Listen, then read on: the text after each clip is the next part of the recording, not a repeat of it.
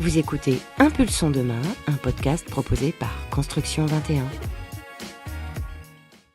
Et si, pour vraiment atteindre les objectifs ambitieux mais nécessaires de rénovation des logements voulus par le gouvernement, il fallait impliquer la sphère professionnelle et taper, mais dans le bon sens, sur la fiche de paye des propriétaires? Et si, à l'instar d'un ticket restaurant, les travaux de rénovation énergétique étaient soutenus par un avantage salarial?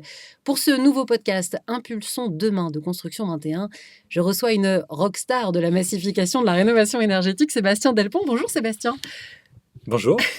Ça vous plaît, ce titre de rockstar? Vous la voyez, la foule en délire quand on parle de massification de rénovation énergétique aujourd'hui? Alors, pas encore, mais je pense que ce qui est certain, c'est qu'il y a un vrai sujet autour des imaginaires et comment avoir des gens qui rêvent de rénover. Et peut-être qu'on n'a pas assez de jeunes hommes et jeunes filles qui ont des posters de rénovateurs dans leur chambre et que c'est peut-être un des défis qu'on a à relever au sein de la filière. C'est ça. En fait, vous aurez gagné quand vous aurez un poster de Sébastien Delpont dans la chambre des ados, c'est ça? Et puis, je pense que peut-être qu'il faudrait aussi qu'il y ait beaucoup de posters de femmes pour aussi incarner des imaginaires différents de ce que doit être le futur de ce métier. Donc voilà, plus que la personne, c'est effectivement la nature et voilà, avoir des architectes, avoir des responsables de bailleurs sociaux, avoir effectivement des bureaux d'études, avoir des entrepreneurs du BTP ou entrepreneuses du BTP, ça serait effectivement, je pense, vertueux pour montrer que c'est aussi noble que conduire une Formule 1 ou que piloter une fusée. L'égalité et puis la cohésion d'équipe, ce sont forcément des valeurs qui vous sont chères. On en parlera tout à l'heure. Je voudrais qu'on revienne sur ces enjeux de rénovation énergétique qu'on connaît bien en France. Le gouvernement visait en 2024, si je ne dis pas de bêtises, 140 000 rénovations globales et plus de 300 000 rénovations par geste, même beaucoup plus de 300 000 rénovations par geste. On n'y est pas du tout là. Pourquoi on n'y arrive pas, d'après vous, Sébastien Delpont? Il y a un changement d'échelle nécessaire à faire, mais effectivement qui bouscule nos habitudes. On voit bien qu'il y a des exercices qui ont débuté de planification. Donc on commence à dire de façon théorique, voilà ce qu'il faudrait. Donc c'est déjà important de voir un petit peu, faire cette cartographie et là où on devrait aller. Et clairement aujourd'hui on va beaucoup trop lentement, mais enfin dans la bonne direction. Donc la question maintenant c'est comment effectivement on organise ce changement de rythme, à quelle vitesse et en s'en donnant les moyens. Et aujourd'hui se donner les moyens de planifier, c'est pas forcément les moyens d'organiser. Et puis, c'est accompagner ce qui va devoir décroître, comme accompagner ce qui va devoir croître. Et c'est quelque chose dont on peine à organiser et à la bonne échelle et à la bonne vitesse. Donc, est-ce que c'est simple? Non. Est-ce que je plains ceux qui vont avoir organisé ces dynamiques? En partie, oui, mais en même temps, on doit aussi tout être contributeur de cette capacité à aligner les intérêts des acteurs pour prendre ce chemin. Donc, est-ce que c'est simple? Non, mais c'est aussi pour ça que c'est passionnant. Mais on ne doit pas avoir effectivement la paresse de se dire que oh, c'est compliqué, on verra. Non, on doit effectivement apporter notre pierre à l'édifice pour effectivement rendre ce chemin possible. Vous parlez d'accompagner ce qui doit décroître. Qu'est-ce que vous avez en tête? Bah, il faudra un peu moins de chaudière fuel. Enfin, il y a quand même des sujets où on va pas se mentir. Je veux dire, le On y est monde, quand même, les chaudières fioul, non? Il y a encore beaucoup d'efforts à faire? on y est à quelle vitesse? Enfin, la réalité, c'est que globalement, une économie décarbonée, c'est des activités qui vont cesser, des activités qui vont émerger, et on ne peut pas avoir imaginé qu'on n'accompagne pas aussi à la reconversion les gens qui sont dans des métiers qui ont vocation à décroître. Et qu'aujourd'hui, ce qui apporte le plus de résistance au changement, hein, on entend plus les arbres qui tombent que la forêt qui pousse, mais c'est exactement ce sujet. C'est qu'il y a des freins à la transition, qui sont des gens effectivement qui s'inquiètent pour leur activité. Et quand une activité doit, pour l'intérêt général, cesser, eh ben, on doit accompagner les hommes et les femmes de ces secteurs à se reconvertir, à les préparer, et même s'il y a un émotionnel à faire changer, force est de constater qu'on n'a pas toujours réussi. Ce que je veux dire, c'est quand on regarde aujourd'hui le taux d'activité et d'emploi dans ce qu'étaient les bassins miniers du nord ou de l'est de la France et comment ils votent, on se sent bien qu'effectivement il y a deux, trois choses qu'on a loupées dans la façon d'accompagner la reconversion de ces territoires. Donc aujourd'hui, c'est d'autres métiers et d'autres effectivement activités qui vont cesser. Oui, on ne fabriquera plus de moteurs diesel. Voilà, 2035, ça n'existera plus. Donc il y a des sujets sur lesquels effectivement, soit on dit non, non, 2 ans de plus, 3 ans de plus, enfin, c'est en tout cas juste se fourvoyer sur ce qu'ont les sujets. Aujourd'hui, est-ce que le monde agricole a besoin qu'on fasse du diesel encore moins cher pour les tracteurs, ou bien lui proposer des nouveaux débouchés et se dire que demain, chaque agriculteur va devenir un acteur de la lutte contre la précarité énergétique parce qu'on va l'aider à diversifier de la même façon que certains produisent du biogaz ou de l'électricité renouvelable. Et bah demain, chacun est produit 15, 10, 20% de ses revenus liés à la production d'isolants agrosourcés. Bah, ça me semble être un futur plus souhaitable à accompagner et donner en tout cas une vraie noblesse, une utilité sociale renouvelée au monde agricole, plutôt que de se dire bah, réautorisez-moi les pesticides et puis faites-moi du diesel moins cher, quoi. Donc la question, on peut soulager en tout cas ou de redonner un souffle nouveau à des acteurs, mais il y a différentes façons de le faire et je pense que sur un certain nombre de sujets, on n'a pas le courage. Voilà, ça peut être effectivement structurer une filière de matériaux agrosourcés, c'est moins simple à mettre en œuvre que baisser une fiscalité sur le diesel agricole.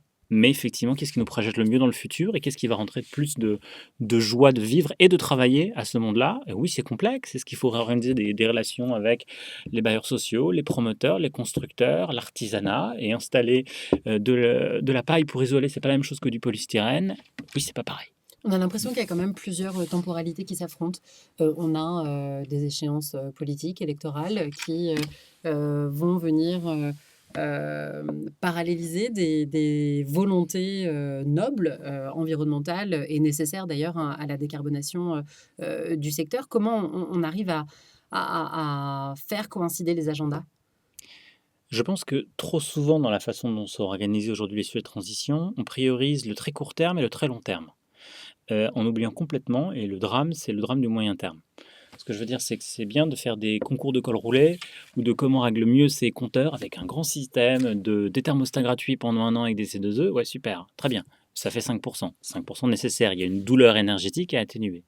Mais il y a un moment, il faut traiter le problème pour de bon et de façon définitive. Et l'idée, c'est pas d'opposer l'anticancéreux à l'aspirine, mais on a besoin des deux. Je veux pas que les gens souffrent pendant qu'on les traite. Il y a une douleur énergétique à appesantir, mais ne faisons pas croire qu'on va soigner les cancers à coups d'aspirine. Donc le sujet, c'est qu'il y a besoin de deux sujets. Il ne faut pas non plus repousser à 13 générations de oui, on va lancer 14 EPR, il y aura une filière hydrogène peut-être dans 25 ans. Je ne dis pas qu'il ne faut pas présenter ce qui se passera dans 25 ans, mais entre 25 ans Et et dans maintenant? 25 jours, il y a des échéances temporelles. Et le drame, c'est comment on organise des choses qui peuvent changer le visage de nos sociétés à un horizon 3 à 10 ans. Et typiquement, structurer des filières de rénovation, structurer une filière de biosourcés dans l'isolation, structurer des filières de rénovation hors site pour effectivement ne pas considérer que c'est une fatalité. Oh, les rénovations, ça coûte cher. Et pourquoi ça ne coûterait pas moins cher? Je veux dire, aujourd'hui, les voitures électriques, ça coûte moins cher, les panneaux solaires, ça coûte moins cher. Il y a beaucoup d'objets utiles à la décarbonation qui coûtent moins cher parce qu'on a eu le courage de standardiser, de changer un peu les modes de faire et partir battu d'avance, disant, ah bah non, c'est compliqué, on n'y arrivera pas, donc on n'essaye pas. Bah non, on doit essayer, on a le devoir d'essayer. Et c'est vrai que cet horizon qui est celle de la mi-mandat ou du deux-mandats, c'est pas quelque chose dans lequel se projette. Et effectivement, on veut se laver les mains et avoir l'effet d'annonce qui va porter ses fruits à 6 mois. Il faut avoir parfois le courage de se dire que c'est au-delà de 6 mois qu'il y a des choses engagées, dont on peut aussi récolter les fruits si on a un petit peu le courage de cette patience du moyen terme. On vous connaît comme le porte-drapeau français de la démarche Energy Strong, notamment au sein de Greenflex. Et puis vous avez lancé il y a un peu plus d'un an maintenant Ressort. Les choses ont quand même évolué depuis que vous êtes sur le terrain et que vous traitez de la rénovation énergétique. Vous parlez notamment de cette mise en place de filières d'isolants biosourcés, etc. etc. On les a les avancées, on les a les innovations, non? Les innovations sont réelles. La question, c'est, c'est mieux qu'hier, mais la question, est-ce que c'est à la hauteur de... Suffisant pour demain? Oui, la question, c'est, encore une fois, c'est on va dans la bonne direction, pas assez vite. Et se dire aujourd'hui, en lisant le rapport du GIEC, il ne dit pas doucement, tout va bien, prenons le temps. On est sur quand même une trajectoire annoncée à 3,1 degrés. Alors, on n'est pas encore à 4, mais on n'est pas à 1,5. Donc, la question, c'est est-ce qu'on va assez vite? La réponse, c'est non. Donc on peut se satisfaire sur des sujets que j'anime de voir qu'effectivement, on est passé à 3000 rénovations faites avec des méthodes hors site versus, voilà, il y a plus de 5 ans, il y en avait 10. Donc effectivement, fois 300 en quelques années, on peut se satisfaire de ça. Après, voilà, un marché qui a 3000 logements, quand on a un défi de 100 millions de logements à rénover à l'échelle européenne, on peut se dire que 3000 par rapport à 100 millions, il y a encore un petit peu de chemin pour changer d'échelle. Les 3000, ils sont en Europe, ils ne sont pas qu'en France? 3000, c'est en France. Ok. On est à 10 000 à l'échelle européenne. Ok. Mais encore une fois, 10 000 à l'échelle européenne, Oui, les contre, rénovations 100 millions. versus 100 millions. Alors, 10 000, c'est mieux que 0, c'est mieux que 10, c'est mieux que 100, c'est mieux que 1000. Mais en tout cas, voilà, comment changer d'échelle sur ces sujets? Prenons un exemple aussi, une illustration claire. Il y a un France 2030 pour accompagner, à préparer la France à son futur industriel. Bon, c'est 40% du problème de carbone de l'Europe, le bâtiment, c'est 1% des moyens de France 2030. Alors oui, il y a des beaux projets pour accompagner la transformation de la filière qui ont été financés par France 2030, mais on peut questionner, est-ce que c'est le bon ordre de grandeur? Est-ce que c'est 1% des moyens publics d'aide à l'innovation dans la filière pour avoir de meilleures solutions qui doivent être consacrées à un sujet qui représente 40% du problème de l'Europe. Donc effectivement, se dire qu'on va avoir des champions industriels de tout, sauf de ce sujet, ça reste en tout cas, pour moi, ce qui est questionnable, c'est le dosage et comment on l'accompagne, ou au moins s'il y a des points intermédiaires parce que les choses ne sont pas encore prêtes, et satisfaisons-nous de ce qui existe, mais questionnons-nous aussi effectivement de savoir si les dosages sont les bons. Là, c'est une période de fin d'année avec ces projets de loi de finances. Est-ce que vous avez un souhait pour cette nouvelle année qui va commencer ou une envie de cadeau que le gouvernement pourrait glisser à la filière sous le sapin? Mais en fait, le meilleur cadeau qu'il pourrait faire, c'est de plus jamais avoir ces discussions. C'est-à-dire, ce qui est un drame, c'est qu'on ait des discussions annuelles, en fait. Pourquoi, effectivement, on a une programmation pluriannuelle des énergies, on a des programmations pluriannuelles des dépenses militaires? Je veux dire, ça n'a pas de sens qu'on ait des négociations à l'année sur des sujets. Pourquoi, effectivement, la destruction de la demande énergétique devrait être réfléchie annuellement et la production énergétique pluriannuellement? Je veux dire, c'est tout qui devrait être réfléchi pluriannuellement. Je veux dire, les gens de la filière BTP méritent autant que les autres d'avoir une visibilité sur les besoins et les cycles Et d'investissement une que les gens stabilité. de la filière militaire ou que Mm. de la filière de la production énergétique. On a besoin de se projeter sur le temps long. Quand on parle de planification énergétique, il y a des débuts de réflexion qui émergent, mais comment passer de début de réflexion à demain des budgets qui sont butés sur 5 ans, où c'est pas l'incertitude de mois de novembre, il y a 3 milliards qui vont disparaître par-ci, 2 milliards qui vont disparaître par-là. On a besoin effectivement d'une forme de continuité dans ces sujets-là et d'une montée en puissance progressive, parce que c'est sûr que rajouter des milliards du jour au lendemain, est-ce qu'on va avoir assez de gens pour faire, et de ne pas éviter des à-coups dans la structuration de la filière, mais si on a une trajectoire claire qui va être de plus 1 milliard par an pendant 10 ans pour arriver à une trajectoire de progrès dans laquelle chacun peut se projeter, on peut former des hommes et des femmes à accompagner cette montée en compétences, ça serait quand même précieux. Donc je pense que le plus beau cadeau qu'on pourrait avoir, c'est que plus jamais ça se discute de façon annuelle, ces questions d'investissement. Alors, je le disais, vous avez lancé il y a peu Ressort. L'accélération, c'est clairement votre maître mot, l'accélération de la transition de l'habitat. D'ailleurs, vous déployez à grande échelle et vous accompagnez le déploiement à grande échelle de projets d'accélération de transition de l'habitat. Et cette volonté de construire l'habitat net zéro, c'est quoi l'habitat net zéro, Sébastien Delpont? L'idée, c'est qu'il faut arrêter d'avoir des consensus mous dans les ambitions qu'on a. Elles doivent être claires et puissantes. Et aujourd'hui, voilà, qu'est-ce que nous dit le GIEC? Il nous dit qu'il faut viser la neutralité carbone, donc une ambition net zéro. À quel objectif, à quelle échéance? On est sur du La 2000 France se l'applique pour 2050. En tout cas, les 2050. engagements de la France et de l'Europe. Je veux dire, quand on signe la France les accords de Paris sur le climat, dont on était fiers, voilà les directions que ça nous mène. Et ensuite, voilà, est-ce qu'on doit viser le 10% de pauvres, ça va? Non, on doit viser les zéro pauvreté. Comment, en tout cas, se dire que sur l'artificialisation, on sent qu'il y a une crise de la biodiversité qui est majeure. Comment, en tout cas, se dire un peu d'artificialisation, ça va? Non, on doit effectivement réinterroger nos modes de faire et cesser ces questions. Donc je pense qu'il y a un moment où il faut assumer une forme de radicalité simple et avoir un horizon clair dans la façon de ce doit être notre futur. Et qu'effectivement, avoir un impact néfaste sur les hommes ou sur la nature ne peut pas être en tout cas quelque chose que l'on accepte comme ambition. Donc effectivement, on doit cesser dans ces sujets-là. Donc l'idée, c'est qu'il y a différentes dimensions au net zéro, mais effectivement, viser du net zéro pauvreté énergétique, du net zéro artificialisation, du net zéro énergie, voilà des cibles intéressantes, et se dire qu'il faut arriver à bâtir les coopérations qui vont nous amener sur des trajectoires aux échelles nécessaires pour aller vers cet idéal, qui reste aujourd'hui un idéal, mais un idéal réel, parce qu'on est capable à petite échelle de le mener. Maintenant, le défi, c'est celui de ce changement d'échelle, et c'est ce qu'on veut accompagner. Il est réel, il est réalisable, vous pensez réellement? Ah, mais il y a des bâtiments qui ont un nom, une adresse, qui consomment zéro énergie. Il y a des bâtiments qui ont un nom, une adresse, et dont certains mis en valeur par effectivement Construction 21 dans différents trophées que vous organisez. La question, c'est comment on passe il y a des œuvres d'art remarquables dans le musée, à effectivement, on quintuple la taille de la boutique du musée pour que les gens puissent repartir chez eux avec ces œuvres d'art et que ces œuvres d'art deviennent des objets du quotidien. Vous avez des belles métaphores, Sébastien Delpont. Alors la rénovation, vous l'avez évoqué tout à l'heure, ce n'est pas qu'une affaire française. Bien évidemment, le monde entier est concerné et l'Europe. Vous êtes d'ailleurs actif sur le territoire européen. Comment on se nourrit des expériences de nos voisins européens? Est-ce qu'il y a un champion de la rénovation en Europe? Les choses sont peut-être plus nuancées que ça, mais ce qui est sûr, c'est que beaucoup d'Européens habitent sous un toit et qu'effectivement, il y a des maisons en briques en Angleterre, il y a des maisons en briques en Allemagne, il y a des maisons en briques aux Pays-Bas. Enfin, il y a différents pays, et pas que en briques, hein, mais en tout cas, il y a beaucoup de choses qui se ressemblent. Et je veux dire, le projet européen, c'est aussi la capacité à se prouver qu'on a beaucoup plus de choses qui nous unissent que de choses qui nous séparent, même s'il y a des spécificités culturelles à chacun. Et faut qu'on ait ce courage de ne pas réinventer la roue et de penser qu'on est plus intelligent que tout le monde. Il y a des choses qu'on fait remarquablement bien, d'autres font remarquablement bien d'autres choses. Et la puissance de la coopération européenne, c'est justement de se dire que l'Union fait la force pour ces sujets, qu'il y a beaucoup dans une bataille contre le climat, où on a quand même un enjeu de temps, il faut faire vite et bien. Si on peut, pour un certain nombre de choses, s'inspirer de choses qui fonctionnent, ça peut être précieux dans notre capacité à relever ce défi. Et c'est vrai que voilà, le champ du bâtiment, de la rénovation, est un des sujets sur lequel c'est un défi commun à beaucoup des pays européens, avec des problématiques qui ne sont pas tout à fait les mêmes. Quand on a des contraintes sismiques en Italie, voilà, des questions d'incapacité à travailler avec des filières non sèches dans le nord de la Suède. Mais globalement, il y a quand même beaucoup de choses dont on peut apprendre les uns les autres. Certains vont être en avance sur certains sujets pour des raisons culturelles. Effectivement, il y a des pays où structurellement, du fait du climat, on a beaucoup travaillé les filières sèches, et donc il y a une culture du bois, une filière effectivement du préfabriqué qui est plus avancée. Il y a aussi le hasard des conditions climatiques, des défis d'adaptation au changement climatique dans le sud de l'Europe qui ne sont pas ceux du nord.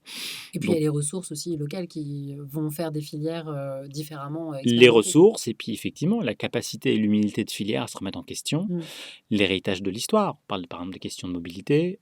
Au Danemark, ils ont eu la chance ou la malchance de ne pas avoir de constructeurs automobiles, ce qui a amené en tout cas des politiques de la mobilité un peu plus rationnelles dans ce qui était leur optimum. C'est des gens qui ont un niveau de vie tout à fait similaire au moins, ayant 30% de véhicules en moins, et avec des modes de mobilité qui sont inventés différemment.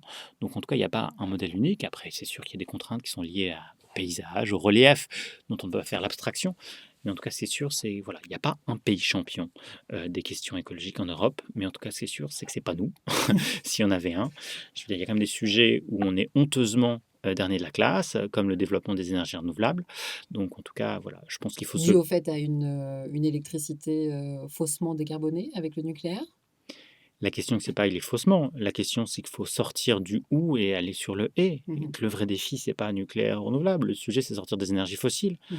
Mais se dire que c'est en limitant le développement des énergies renouvelables qu'on va se donner les moyens d'investir dans le nucléaire, ça me semble une façon de se fourvoyer dans le défi réel qui est de sortir des énergies fossiles et à grande échelle. Donc c'est ça le sujet qu'on doit travailler. On parlait en préambule de ce projet, de cette inspiration, cette innovation que vous avez lancée chez Ressort. Vous venez de développer la réno de fonction, un projet en collaboration avec Pouget Consultant et soutenu par l'ADEME, si je ne dis pas de bêtises. Comment ça fonctionne, cette rénovation de fonction, Sébastien Delpont? Alors le cadre est le suivant. Il y a un double enjeu qui est le constat fait par un certain nombre d'acteurs, que quand on veut engager une rénovation, ça a un coût Mhm. que tout le monde ne peut pas se payer. Mhm. Et il y a un sujet de reste à charge, et comment en tout cas financer le reste à charge, il faut réfléchir. Et la façon d'organiser les financements de la société dans un monde bas carbone ou dans un monde carboné n'est pas le même. Et engager des projets qui font du sens en coût global, mais qui ont un investissement initial supérieur, nécessite de réfléchir la façon dont on prête, on monte les montages de ces projets. Et il y a une deuxième réalité, un deuxième enjeu, qui sont ceux des avantages salariés. Et c'est important qu'un employeur se préoccupe du bien-être des salariés, des conditions de travail décentes et de qualité de vie. Simplement, voilà, aujourd'hui, on ne peut plus être dans un monde où tu es un bon salarié. Et donc, pour te remercier, je vais te permettre d'avoir un plus gros SUV diesel encore plus lourd. Donc, on doit effectivement un renversement d'échelle de valeur et de ce que sont, en tout cas, la responsabilité sociale et environnementale d'une entreprise dans sa capacité, en tout cas, à apporter des bénéfices, en tout cas, à ses salariés, qui peuvent être effectivement orientés dans des directions qui lui semblent en tout cas responsables et souhaitables. Donc l'idée, c'est de relever de concert ce double sujet. Il y a un sujet RH, qui est celui du verdissement des avantages salariés, et un deuxième sujet, qui est celui du reste à charge. Donc l'idée, c'est de se dire, lors d'un appel à commun qu'a été lancé l'ADEME, comment on développe des briques open source de coopération qui vont faciliter la capacité à des acteurs à se mettre en mouvement. Et donc on a proposé effectivement de travailler à développer un cadre et un guide à destination de tous les employeurs de France et de Navarre pour leur permettre d'être en capacité de se dire, voilà, quelles sont les options à la fin de l'année, de valoriser en tout cas, et dans le package salarial de mes collaborateurs, qu'est-ce que je proposais? Est-ce qu'il y a un chemin qui peut être de leur dire ma responsabilité d'employeur pour les accompagner dans une trajectoire de rénovation performante? Aujourd'hui, vous travaillez avec des employeurs pour construire ce guide? Absolument. Donc l'idée, c'est de se dire, il y a différentes étapes. On a un premier sujet dans la rénovation, c'est que beaucoup de gens sont perdus. Comment créer la confiance? Il faut donner ce cadre de confiance. C'est vu comme quelque chose que les gens ont peu fait dans leur vie. Beaucoup de gens ont acheté des ampoules, beaucoup de gens ont acheté un véhicule. Aujourd'hui, de gens qui ont fait des rénovations chez eux, il n'y en a pas tant que ça. Donc c'est un acte nouveau qui est source de confrontation avec un inconnu. Et donc, comment le faire face? Donc, il y a besoin pour créer la confiance. Ce qu'on suggère, c'est que dans ces démarches de responsabilité des employeurs, en regard de ces questions de rénovation, c'est d'abord de mise en relation avec les agents du service public qui parfois effectivement sont extrêmement compétents et appétents à communiquer, mais tout le monde ne franchit pas la porte d'aller les appeler, de les contacter sur leur site internet ou d'aller dans les espaces où ils sont présents pour donner des conseils aux citoyens. Donc l'idée c'est de dire déjà faire venir ces salariés du service public, voilà, c'est des agents de France Rénov, France Rénov, tout à dans fait. les cantines des entreprises pour Ok. qu'effectivement il y ait une mise en relation, une mise en mouvement, une prise de conscience de ah oui, en fait c'est vrai, vous me le rappelez, je savais qu'un jour peut-être il faudrait que je rénove, comme un jour peut-être il faudrait que je me mette au sport et que je mange plus sainement. Et là voilà, c'est pas un nutritionniste qu'on fait venir, c'est un expert de la rénovation qui va nous expliquer de façon plus pratique.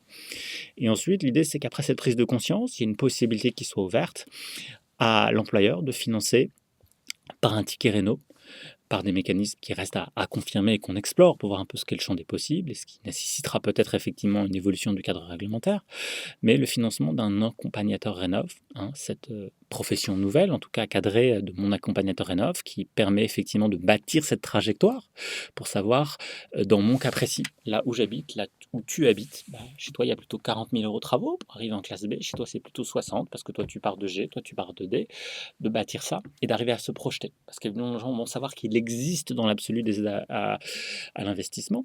Savoir que chez moi, j'ai pour 40 000 euros de travaux et au vu de mon niveau de revenu, je vais t'aider à hauteur de 25 000 euros. Chez toi, le reste à charge est de 15 000 euros. Ok. Est-ce que je peux? Est-ce que je peux pas? Est-ce que si je vois? Mais voilà, il faut arriver à rendre concret ça. Et donc, ce qu'on propose, c'est effectivement que des employeurs puissent, en tout cas, proposer de prendre en charge une partie effectivement de l'accompagnement par ce professionnel qui va pouvoir bâtir ce parcours personnalisé, qui va mettre les gens dans une situation plus éclairée, de se dire j'y vais pas, et avoir en tout cas du rationnel pour prendre ce chemin. Comment vous arrivez à les convaincre, les employeurs, de partir dans l'aventure avec vous? Parce que forcément, eux, ils voient un bilan financier qui peut être déséquilibré, non, de leur côté? Non. Ok. L'idée c'est de dire si de toute façon j'avais prévu de donner de l'argent à mon salarié sous forme de bonus, la question, si j'avais prévu de toute façon de lui mettre à disposition un véhicule de fonction ou de changer de gamme, voilà, peut-être effectivement je peux te proposer un véhicule toujours, mais de taille plus petite et en plus de proposer ça. Donc l'idée c'est de se dire, ça peut être aussi un verdissement des avantages salariés, ça ne veut pas dire moins ou plus d'avantages salariés, s'ils veulent donner plus d'avantages salariés, c'est très bien, mais en tout cas l'idée ça peut être aussi juste une évolution des mécanismes à disposition, de fournir la même quantité, ça peut être le même coût net employeur, mais effectivement fléché de façon différente. Donc c'est aussi ça qu'on veut faire évoluer. Quel est le cadre idéal? Notre travail, c'était de nous inspirer, de regarder comment fonctionnent les aides au logement des employeurs, comment fonctionnent les chèques vacances, comment fonctionnent les tickets restaurants, pour comprendre l'ensemble de ces mécanismes qui existent, qui visent effectivement à flécher dans une direction, pour revenir à ses besoins essentiels, en tout cas qui est celui du bien logé. Et puis surtout quand, pour certains, alors l'idée c'est qu'il faut pouvoir proposer ça à tous les salariés, mais il y en a un certain nombre dans le tertiaire où effectivement aussi le domicile devient un lieu de travail déporté avec une responsabilité encore plus élargie pour s'assurer qu'il y a une qualité de travail et de confort qui soit proposée aux salariés en question. Donc, Alors cette réno de fonction, ce ticket réno semble plaire puisque vous avez notamment été coup de cœur du jury des trophées des solutions organisés par Stop à l'exclusion énergétique. Et on le voit, il y a une volonté d'aller vers une justice sociale. Est-ce que c'est le même combat, justice sociale, justice climatique, au travers de ce dispositif ticket réno, mais aussi de la massification de la rénovation énergétique? ce qui est le plus injuste, c'est l'inaction climatique. Donc on voit bien qu'effectivement, les plus fragiles pâtissent le plus de l'inaction, de notre paresse écologique. Donc c'est une évidence qu'il y a une responsabilité large de ces sujets. Et donc si on veut toucher largement beaucoup de gens, effectivement, le passage par l'employeur, la capacité de relais et d'impact que peuvent avoir les services RH de toutes les entreprises de France et de Navarre peut être précieux. Et je parle d'entreprise, mais ça peut être applicable des employeurs publics comme des employeurs privés. Donc je pense qu'effectivement, c'est absolument essentiel, notre capacité à changer d'échelle rapidement, s'appuyer sur des réseaux de confiance existants. Des réseaux existants, ça peut être en tout cas précieux pour les mobiliser pour des causes nobles dont ils n'étaient pas acteurs à ce jour. Qu'est-ce que vous espérez de votre ticket réno, de votre rénovation de fonction? On va expérimenter à petite échelle chez des employeurs volontaires comment ça peut se mettre en œuvre. Se pose aussi des questions qui seront légitimes, de se dire voilà sur quelle base est-ce qu'on priorise les employés les plus méritants, ceux qui ont la situation la plus fragile, comment on crée une forme d'équité. Certains ne sont pas en tout cas propriétaires, ne sont pas en capacité de prendre la décision seuls. Donc voilà, mais bon, de la même façon que ceux qui viennent au travail en transport en commun ne sont pas bénéficiaires en tout cas d'avantages salariés liés à l'automobile. Donc il y a forcément des situations où c'est difficile d'être parfaitement juste pour tout, mais en tout cas de maximiser la capacité à avoir des outils pour valoriser de façon vertueuse des comportements sains. Mais en tout cas, je pense qu'il y a vraiment ce besoin, en tout cas, de tester des choses, et on doit oser tester des modes de faire différents, surtout quand on sent qu'ils ont une capacité à changer d'échelle très vite. Et si demain on a un dispositif aussi, en tout cas, simple de mise en place que celui des véhicules de fonction, ce qui est 20 milliards par an, hein, c'est pas anodin comme mécanisme, ou des tickets restaurants, peut-être qu'effectivement c'est une des façons, certainement pas l'unique, mais en tout cas de contribuer à créer la confiance nouvelle dont on a besoin, à se donner le courage du passage à l'acte et accompagner les efforts financiers qui sont nécessaires pour s'engager dans cette trajectoire. C'est l'heure de notre questionnaire à la Marcel Proust façon construction 21. Une question courte, une réponse courte. Sébastien Delpont, si je vous dis bâtiment durable, vous répondez quoi?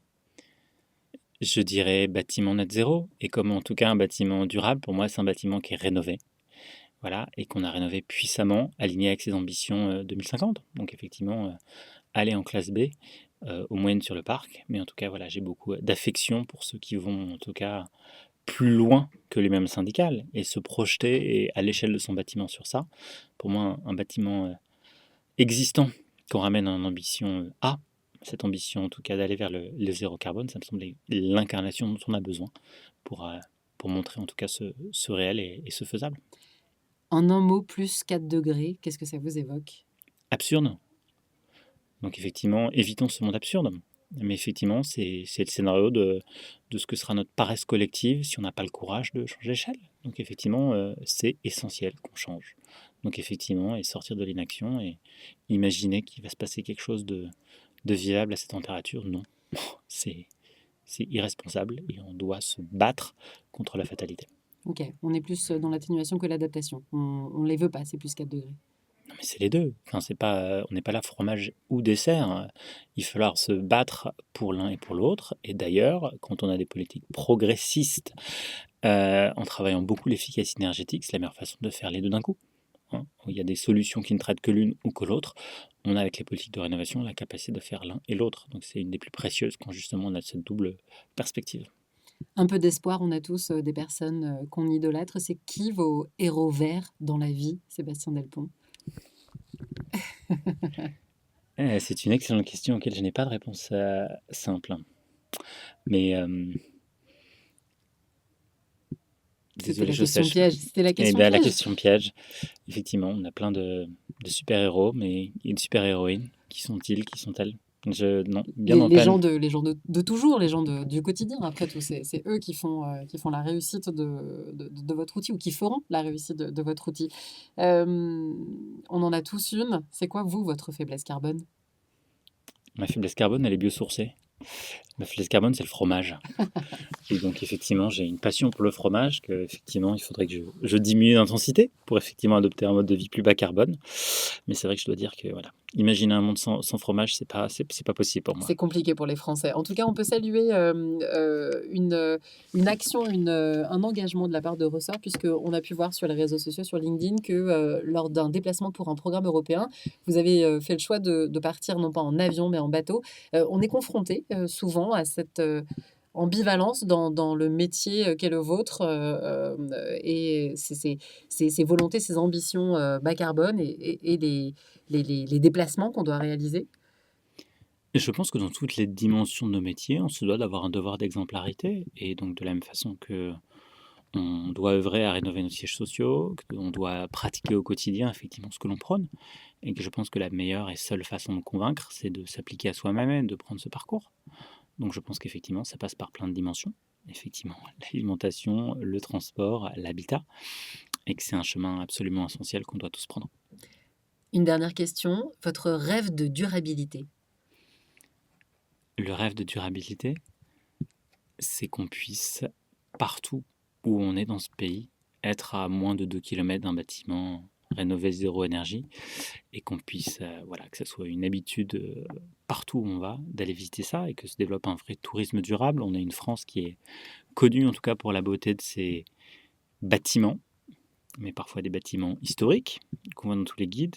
Et ce que j'adorais, c'est qu'effectivement demain, tous ces bâtiments parfois mis en valeur par les concours de construction 21 deviennent des points remarquables que l'on précise dans chacun des offices de tourisme de ce pays, pour que ça devienne une évidence que se projeter, c'est pas juste regarder les bâtiments du passé, mais c'est être capable de visiter dans les territoires les bâtiments de l'avenir, et que parfois c'est pas marqué sur un bâtiment qu'il est effectivement classe A, qu'il a été rénové, parce qu'il a l'air juste beau, juste normal, et que je pense qu'on doit rendre visible en tout cas de plus en plus, et que le patrimoine à défendre demain, et le patrimoine à mettre en valeur, ou matrimoine d'ailleurs, faut l'appeler différemment, ça sera effectivement cette capacité à visibiliser ceux qui ont fait l'effort, ceux qui ont le courage, les hommes et les femmes, de s'engager effectivement à la transformation de ce bâti.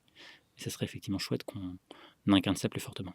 Une visibilité de nos bâtiments durables. Merci beaucoup Sébastien Delpont. Oser prendre le courage et puis accélérer surtout la rénovation énergétique de nos bâtiments avec la rénovation de fonction. D'ailleurs, c'est encore possible d'intégrer le programme si on veut, si une entreprise souhaite se joindre à l'aventure, elle vous contacte.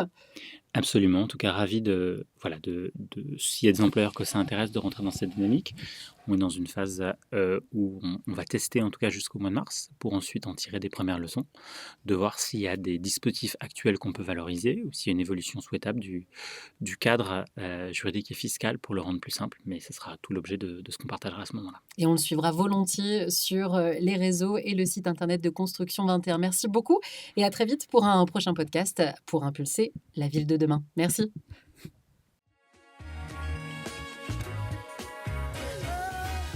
Impulsons demain, le podcast de Construction 21. Retrouvez-nous sur les réseaux sociaux et le site internet Construction 21.